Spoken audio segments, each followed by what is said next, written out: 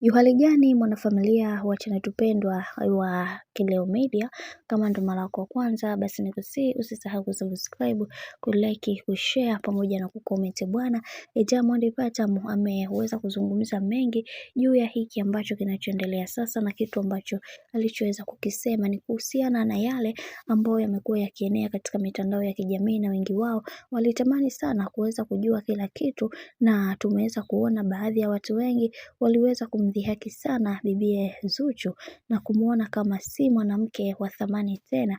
Lakini leo hii nataka nikutoe shaka juu ya hiki ambacho kinachoendelea sasa. Tumeweza kuona Diamond Platnumz yeye kwa mdomo wake ameweza kukiri na kusema kwamba nimekuwa nikimkosea sana bibie Zuchu katika maisha yangu yote ambayo tulioweza kuwa nayo zaidi ya miaka 6, lakini yote ya yote ninamshukuru Mwenyezi Mungu kwa sababu kuna mengi ambayo yamekuwa yakitokea katikati yetu. Huenda Mwenyezi Mungu ana mipango yake, na tumeweza kuona baadhi ya watu wengi waliweza kufunguka vingi wakisema kwamba kiukweli tunatakiwa kuweza kujifunza kutokana na makosa, kwa sababu kuna mengi ambayo watu wengi wamekuwa wakiyatenda na baadhi yao wamekuwa wakipuuza. Ila kwa hiki kinachoendelea sasa, yatupaswa kuweza kusimama imara na kuhakikisha kila kitu kinakuwa katika mikakati na misingi iliyo bora, kwa sababu kila mtu anaamini kwenye kile ambacho anachokiamini. Ila kwa hiki ambacho kilichoweza kutokea, kwa upande wangu ninakiri nimeweza kumkosea sana bibi Zuchu, na najua ni namna gani ambavyo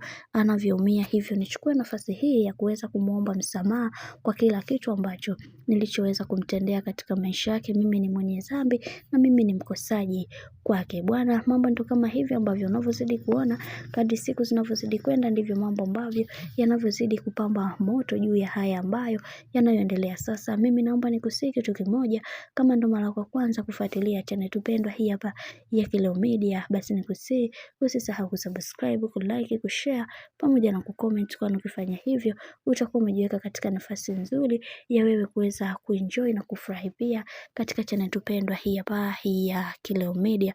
Mimi sina la ziada, wacha nikutakia siku njema na kazi njema, tukutane next time. Bye bye.